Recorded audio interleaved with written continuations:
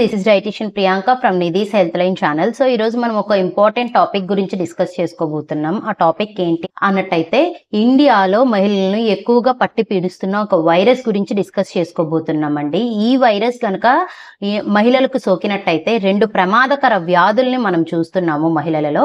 ఈ 2 ప్రమాదకర వ్యాధులు సోకడం మూలాన 100 మందికి సోకితే దాంట్లో 50 మందిని మాత్రమే మనం కాపాడుకోగలుగుతున్నాము. సరైన అవగాహన లేక మిగతా 50 మందిని మనం కోల్పోతున్నాము. అసలు వీడియోలోకి వెళ్ళినట్టయితే ఈ వైరస్ ఏంటి, అసలు ఈ వైరస్ వల్ల వచ్చే వ్యాధులు ఏంటి, దాని లక్షణాలు ఏంటి, దాన్ని మనం ఎలా గుర్తించాలి, దాని నుంచి మనం ఎలా బయటపడాలి అనేది మనం ఈ వీడియోలో చూసుకుందాం.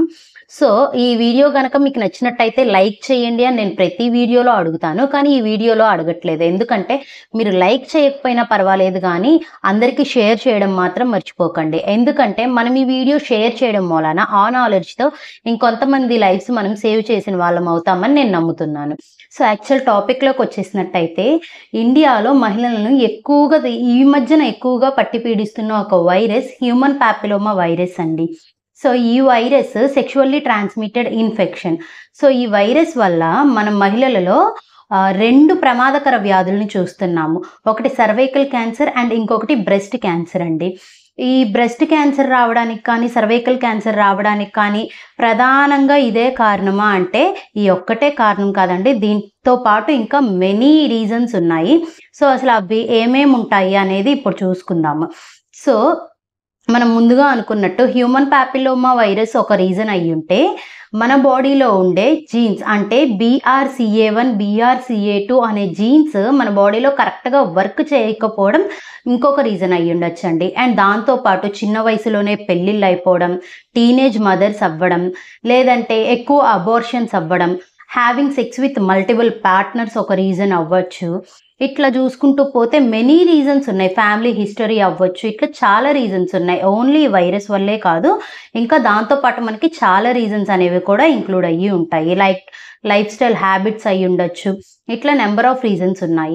సో అసలు ఈ బ్రెస్ట్ క్యాన్సర్ కానీ సర్వైకల్ క్యాన్సర్ కానీ రావడానికి మహిళల్లోనే ఎందుకు ఇంత ప్రమాదకరం అని అంటే మనం 2022 సర్వే కనుక చూసుకున్నట్టయితే 14.1 లక్షం మందికి ఈ క్యాన్సర్ అనేది సోకితే దాంట్లో 9.1 లక్షం మంది చనిపోయారంట. అంటే ఎంత ఎక్కువగా మనల్ని ఇబ్బంది పెడుతుందో చూడండి. ఇండియాలో ఈ క్యాన్సర్ కేసెస్ అనేవి ఎన్ని ఎక్కువగా ఉన్నాయో చూసుకోండి, దాంతో కూడా ఎన్ని మరణాలు సంభవిస్తున్నాయో చూసుకోండి.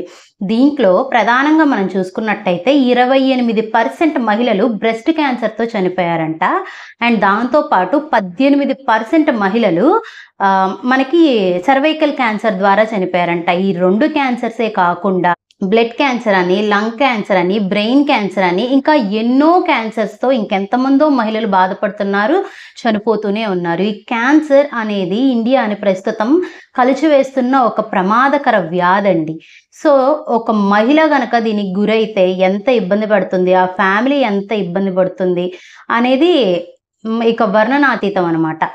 సో యాక్చువల్గా ఇది మనకి సర్వైకల్ క్యాన్సర్ వచ్చింది అని చెప్పడానికి సిమ్టమ్స్ ఏమేమి ఉంటాయి అని అంటే ఫస్ట్ హెవీ బ్లీడింగ్ అండి. మెన్స్ట్రువల్ టైంలో అంటే పీరియడ్స్ టైమ్స్లో హెవీ బ్లీడింగ్ ఒకటి, నార్మల్ ఫ్లో కంటే ఎక్కువగా బ్లీడింగ్ అవుతూ ఉండడం, తరచుగా పీరియడ్స్ రావడం, లేదంటే పీరియడ్స్లో చెడు వాసన రావడం, లేదంటే క్లాట్స్. జనరల్గా క్లాట్స్ చూస్తూ ఉంటాము పీరియడ్స్ టైమ్స్లో, కానీ రాదర్ దెన్ యూజువల్ అంటే నార్మల్గా కంటే కూడా ఎక్కువగా క్లాట్స్ అనేవి మనం పీరియడ్స్లో అబ్జర్వ్ చేయడం, దాంతోపాటు ల్యాక్ ఆఫ్ హైజీన్ ఒకటి, వైట్ డిశ్చార్జ్ ఒకటి, వైట్ డిశ్చార్జ్ ఎక్కువగా ఉన్నప్పుడు, లేదంటే ఇచ్చింగ్ ప్రైవేట్ పార్ట్స్లో ఇచ్చింగ్ అనేది కొంచెం ఎక్కువగా ఉన్నా అదొక లక్షణం కింద కన్సిడర్ చేయొచ్చు. లక్షణాలు చూసుకున్నాం కదా సర్వైకల్ క్యాన్సర్లో. ఇప్పుడు బ్రెస్ట్ క్యాన్సర్లో లక్షణాలు ఎలా ఉన్నాయో చూసుకుందాం. సో బ్రెస్ట్ పార్ట్లో మనకి లంప్స్ లాగా రావడం, అంటే బ్రెస్ట్ పార్ట్లో కానీ అండర్ ఆర్మ్స్లో కానీ గడ్డలు ఉండడం కానీ, లేదంటే నిప్పల నుంచి తల్లిపాలు కాకుండా చీము, రక్తం, నీరు ఇటువంటివి డిశ్చార్జ్ అయినప్పుడు కానీ, నిప్పిల్ ఏరియాలో రెడ్గా అయిపోవడం కానీ, లేదంటే బ్రెస్ట్ సైజు పెరగడం కానీ తగ్గడం కానీ, వాపు రావడం కానీ, ఇటువంటివన్నీ కూడా మనం ప్రధాన లక్షణాలుగా కన్సిడర్ చేసుకోవచ్చు ఈ బ్రెస్ట్ క్యాన్సర్లో. ఆడవాళ్ళలో వచ్చి ఈ బ్రెస్ట్ క్యాన్సర్ కానీ సర్వైకల్ క్యాన్సర్ కానీ నుంచి మనం ఎలా బయటపడాలి అని అంటే సో అసలు ఈ క్యాన్సర్‌కి ట్రీట్మెంట్ ఏమి ఉందంటే నంబర్ ఆఫ్ ట్రీట్మెంట్స్ ఉన్నాయండి. లైక్ కీమోథెరపీ ఇవ్వచ్చు, లేదంటే సర్జరీ చేయొచ్చు. దాంతో పాటు మెడికేషన్స్ యూజ్ చేసుకోవచ్చు. బట్ పర్సనల్‌గా నేను మీకేమైనా అడ్వైస్ చేస్తున్నాను అనంటే prevention is better than cure కదండీ. మనం ఒక వ్యాధి వచ్చిన తర్వాత దాన్ని నయం చేసుకోవడానికి ప్రయత్నించేదానికంటే ముందు అసలు ఆ వ్యాధి అనేది మనకి రాకుండా ఉండడానికి ప్రయత్నం చేయడం బెస్ట్ కదండీ. సో నేను పర్సనల్‌గా ఎవరైనా ఈ క్యాన్సర్ బారిన పడకుండా ఉండడానికి ఏదైనా సజెషన్ ఇవ్వండి అని అడిగితే నేనేమి చెప్తానంటే హెచ్‌పివి వ్యాక్సిన్ అని ఒక వ్యాక్సిన్ ఉందండి. అంటే హ్యూమన్ పాపిలోమా వైరస్‌కి వ్యాక్సిన్ అనేది వేస్తారు. ఈ వ్యాక్సిన్ ఎన్ని డోసెస్ వేయించాలి, ఎలా వేయించాలి అనంటే 9-14 ఇయర్స్ లోపు బేబీస్‌కైతే 2 డోసెస్ ఆఫ్ వ్యాక్సిన్స్ వేస్తారండి. అదే 15-45 ఇయర్స్ వాళ్ళకైతే 3 డోసెస్ వేస్తారండి. సో నేను మిమ్మల్ని ఏం రిక్వెస్ట్ చేస్తున్నానంటే ఒక బర్త్‌డేకి ఒక శారీ గానీ, లేదంటే మనం ఒక మంత్ రెస్టారెంట్‌కెళ్తే అయ్యే బిల్ అండి ఆ 3000 అనేది.